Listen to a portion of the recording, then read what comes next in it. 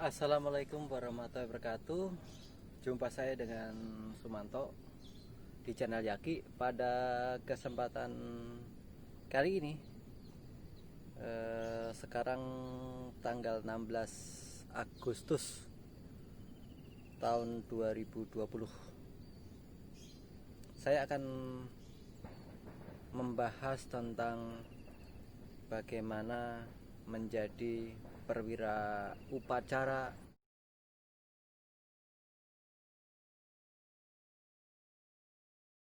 kegiatan upacara yang biasa dilaksanakan di lembaga instansi maupun di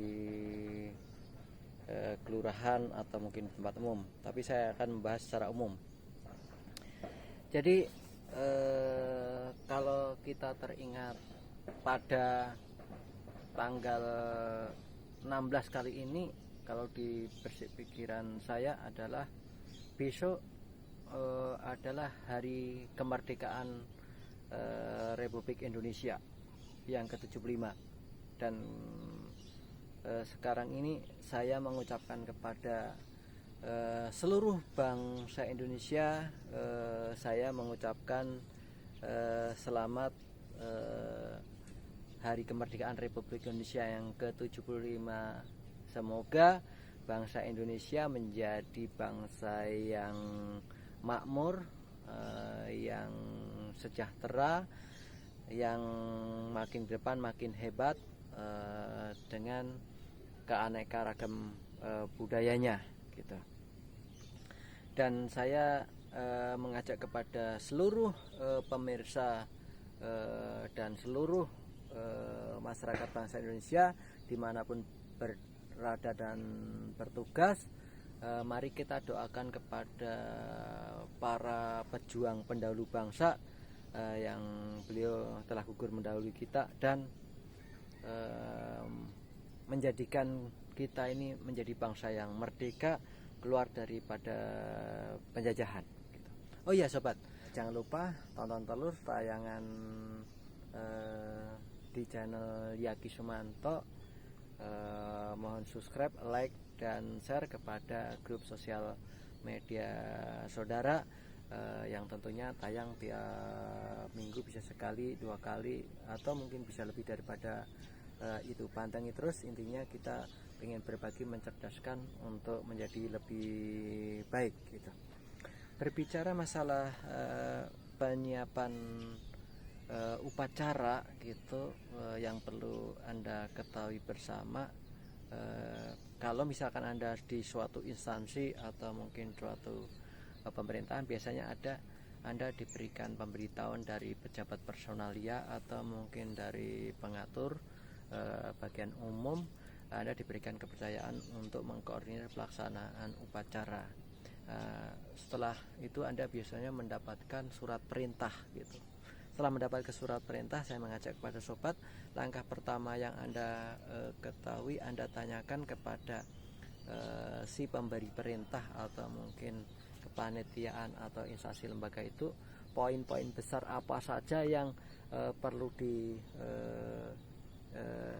dijadikan guidance sehingga kita dalam menyusun susunan acara dalam upacara itu bisa berjalan sesuai dengan keinginan daripada masyarakat, lembaga atau instansi.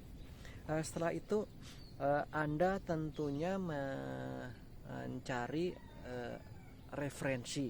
Referensi itu bisa kaitannya misalkan tata upacara militer atau tata upacara di kementerian lembaga atau di kemasyarakatan dan lain sebagainya. Anda pelajari dulu referensi itu. Setelah itu Anda carilah file yang terdahulu yang sudah pernah ada. Nah, kemudian dengan begitu Anda pelajari sesaat, kemudian Anda rubah ke dalam konsep yang memang Anda ingin selenggarakan. Tentunya jangan keluar daripada surat perintah yang diberikan kepada saudara atau mungkin yang Anda ingin gelar itu seperti apa. Setelah itu tentunya di dalam tata upacara atau mungkin naskah upacara itu biasanya ada lampiran A, lampiran B, lampiran C gitu. Sesuaikan saja gitu. Nah, Anda harus memperhatikan dalam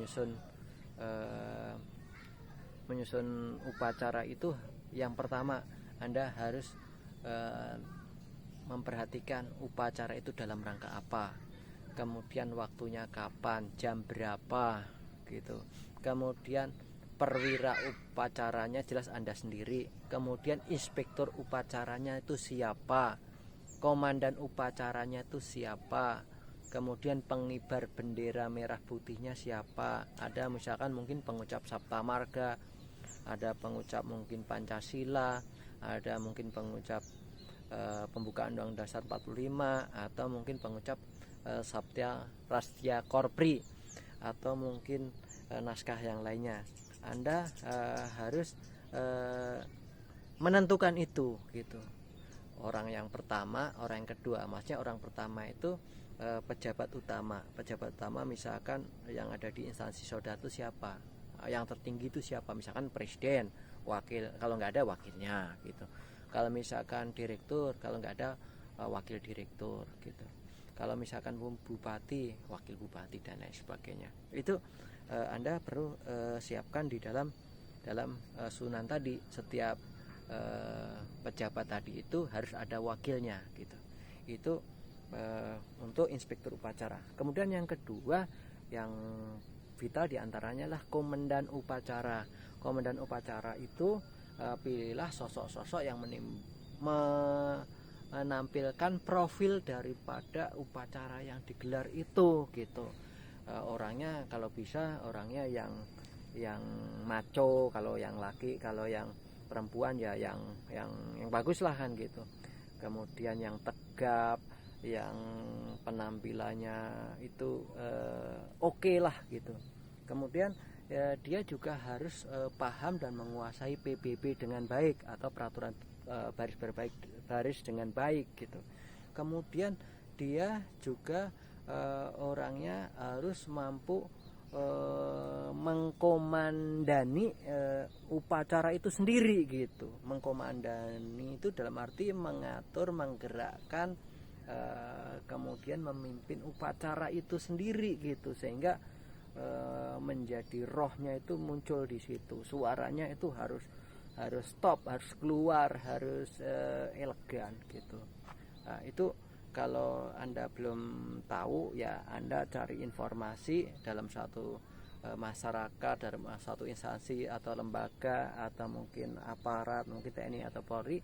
Cari dalam lingkungan itu orang yang terbaik gitu. Kalau perlu mungkin diminta ST, atau mungkin per telepon 5 orang atau 3 orang datangkan, kemudian kita tes, kita seleksi dari segi penampilannya, dari segi PBB-nya, dari segi ketegapannya, kemudian cara memberikan apa-apa dan lain sebagainya. Itu seleksi.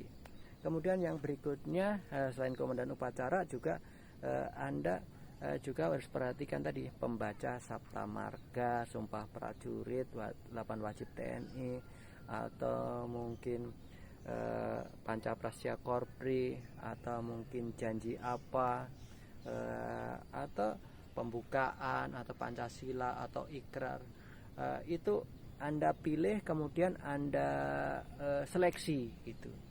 Tapi kalau waktunya mendadak atau mungkin singkat, ya Anda cukup 1 atau 2 yang Anda ketahui itu langsung direncanakan di situ. Yang terbaik orang nomor 1, yang berikutnya nomor 2 sebagai cadangan dan wakil tadi itu.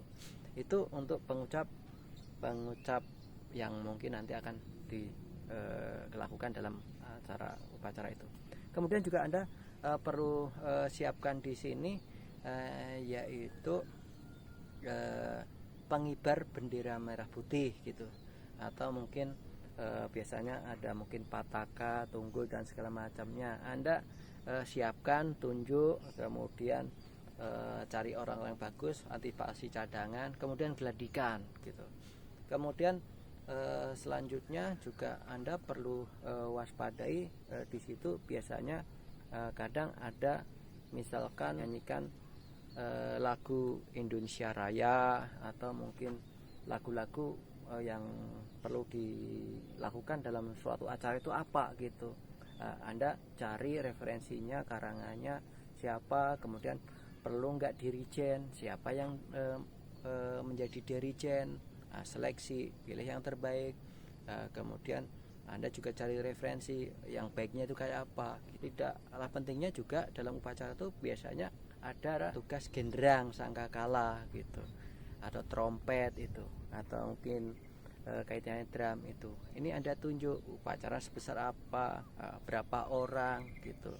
Itu tunjuk, koordinasi dengan yang terkait gitu. Dan selanjutnya juga Anda perlu siapkan di sini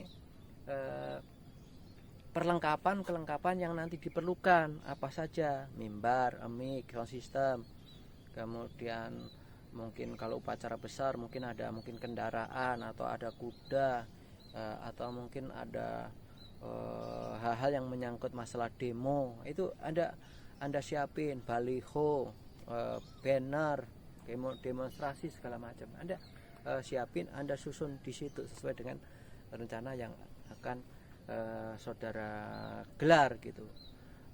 Tentunya Anda kalau tidak menguasai itu, Anda koordinasi ke bidang-bidang terkait yang kompeten di bidang itu, baik mungkin kaitannya bidang operasi atau bidang organisasi atau bidang operasional gitu, atau mungkin tradisi.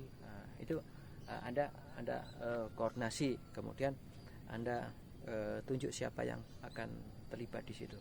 Kemudian juga dalam menyusun susunan upacara tadi, Anda juga harus melihat tempat gitu. Tempatnya Anda lihat berapa luasnya, berapa panjangnya, kayak apa gitu. Anda kemudian tentukan upacaranya bentuk L, apakah bentuk U, ataukah bentuk I gitu. Jadi sesuaikan gitu dengan kondisi yang ada, jumlahnya berapa puluh orang, berapa ratus orang, berapa ribu orang gitu. Kemudian juga Anda perlu perhatikan masih kaitannya tadi, pasukan yang dilibatkan tadi itu nanti akan disusun, misalkan mungkin Banjar bersab atau sab berbanjar. Nah, itu Anda atur dan Anda cek dulu sebelum Anda menentukan berapa jumlah pasukannya, bentuknya kayak apa. Itu harus Anda perhatikan dengan seksama gitu. Setelah Anda susun dengan baik, Anda ketik dengan rapi, kemudian Anda minta koreksi dengan petugas personalia atau bagian umum. Dengan konsep kita ini mungkin ada hal-hal yang mungkin siapa tahu kita kelupaan dan segala macamnya, itu kita jadikan teman untuk sharing gitu. Setelah oke, baru kita ajukan kepada pejabat personalia organisasi atau direktur atau mungkin panglima atau mungkin kasat atau mungkin bupati, gubernur atau segala macam, ajukan. Mungkin beliau ada koreksi dan lain sebagainya gitu. Nah, itu setelah mungkin ada koreksi, segera perbaiki gitu. Tapi kalau acara-acara besar biasanya Anda membuat tata upacara itu disertai dengan layout dan melibatkan berbagai instansi maupun pejabat terkait, harus paparan satu persatu. Itu harus Anda persiapkan jauh-jauh hari, tentunya dengan layout dan mungkin penjelasan, kemudian mekanisme yang memang sudah dipersiapkan secara runtut, rapi dan sistematis gitu. Kemudian yang selanjutnya perlu sampaikan, setelah tadi mendapat persetujuan dari tata upacara tadi itu, kemudian Anda segera menghubungi kepada pejabat-pejabat yang terlibat dalam upacara, baik sebagai pejabat upacara maupun peserta upacara gitu. Hubungi dengan sarana yang ada gitu.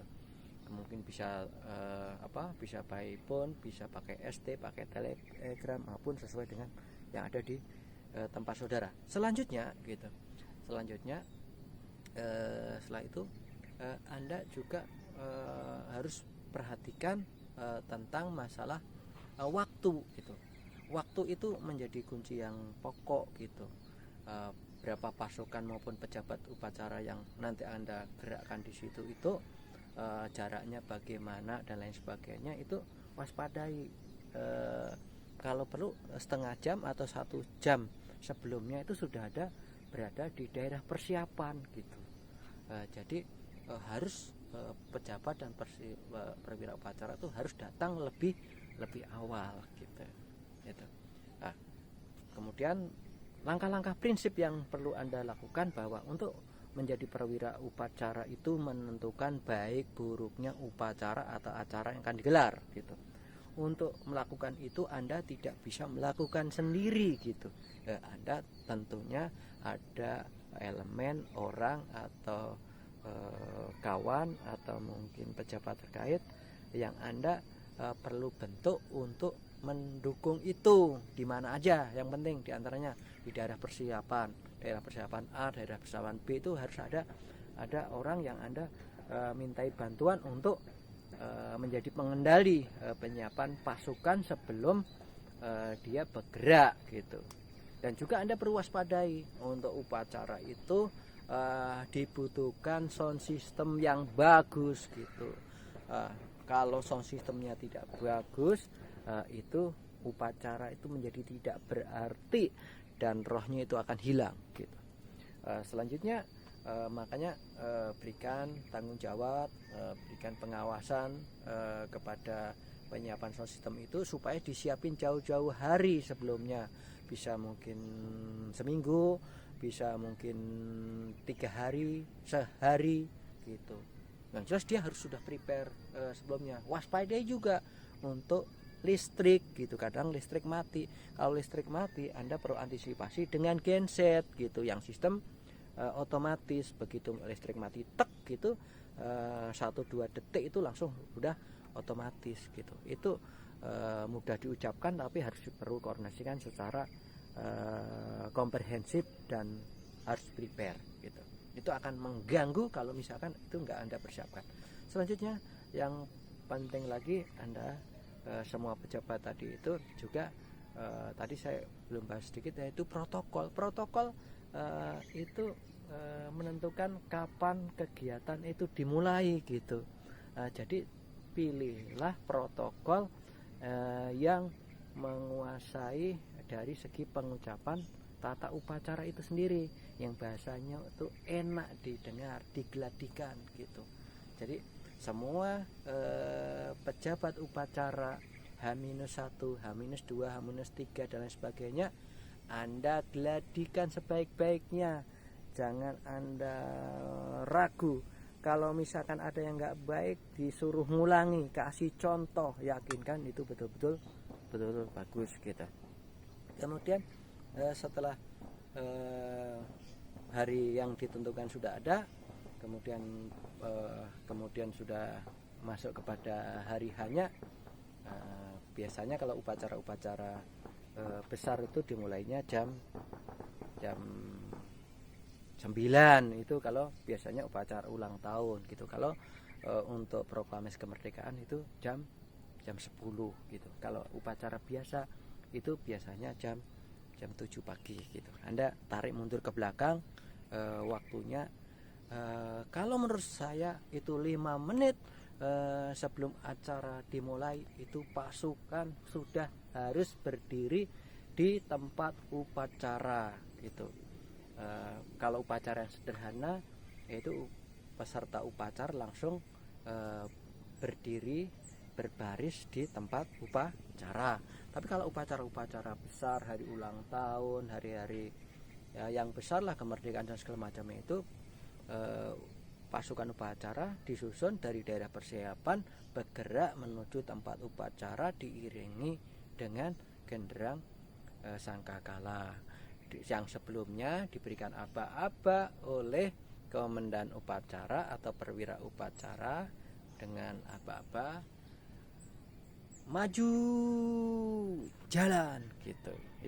Itu harus diwaspadai. Diharapkan langkahnya sama, serempak, kemudian masuk ke tempat upacara itu secara rapi.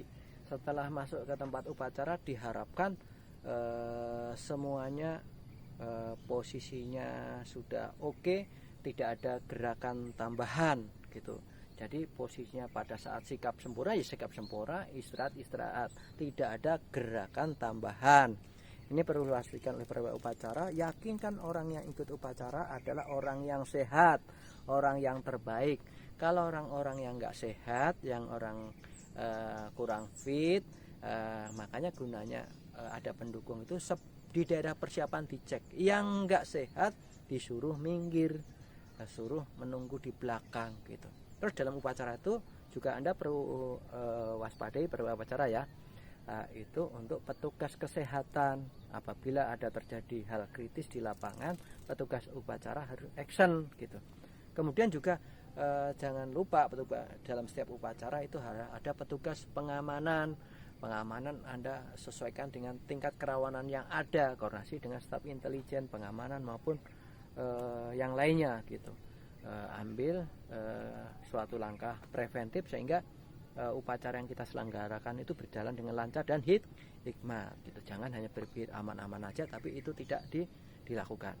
Selanjutnya Anda harus berada di dekat protokol, mewaspadai protokol itu supaya tetap melaksanakan kegiatannya sesuai dengan upacara yang sudah kita rencanakan.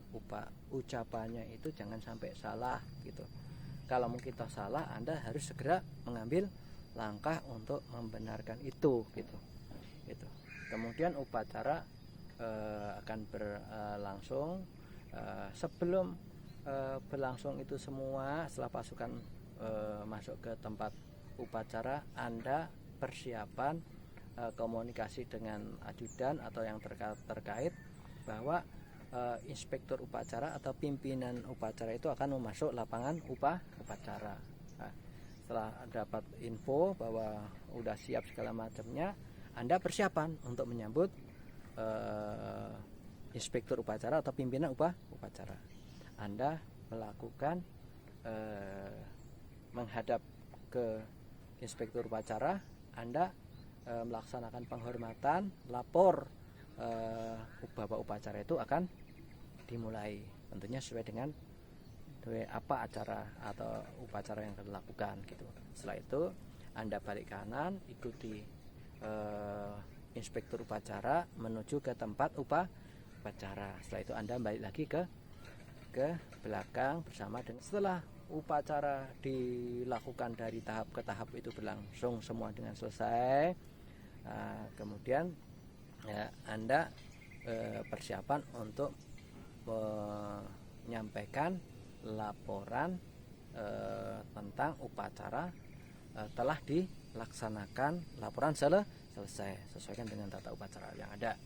Setelah itu upacara inspektur udah keluar dari tempat, Anda kemudian kalau ada acara tambahan sesuaikan dengan acara tambahan. Kalau nggak ada, Anda arahkan pasukan untuk melaksanakan kegiatan selanjutnya.